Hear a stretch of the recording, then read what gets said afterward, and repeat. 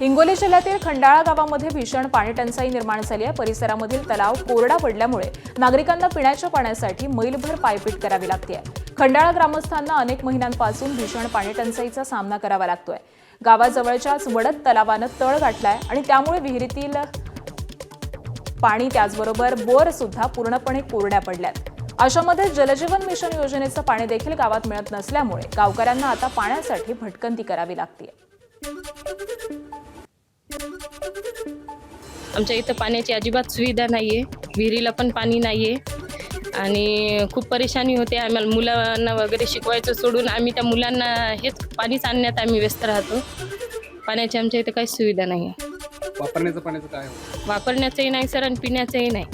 खूप लांब लांब जाऊन आम्हाला 1-1, 2-2 किलोमीटर लांब जाऊन आम्ही पाण्याची हे करत असतो। त्याच्यातच चाललाय आमचा दिवस सगळा, पाणी आणण्यातच। लेकरांच्या आंघोळीच्या वापरायच्या पाण्याचं कसं होतं?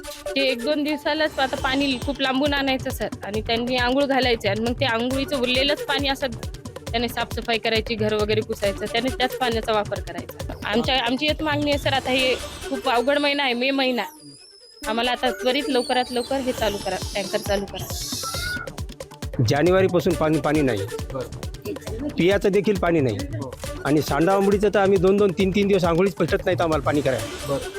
आणि मागं एक दिवस मंडळ अधिकारी आल्या होत्या, ठराव नेला त्यांनी, 2 महिने झाले, तेव्हापासून त्या ठरावाची काही अंमलबजावणी झालेली नाही।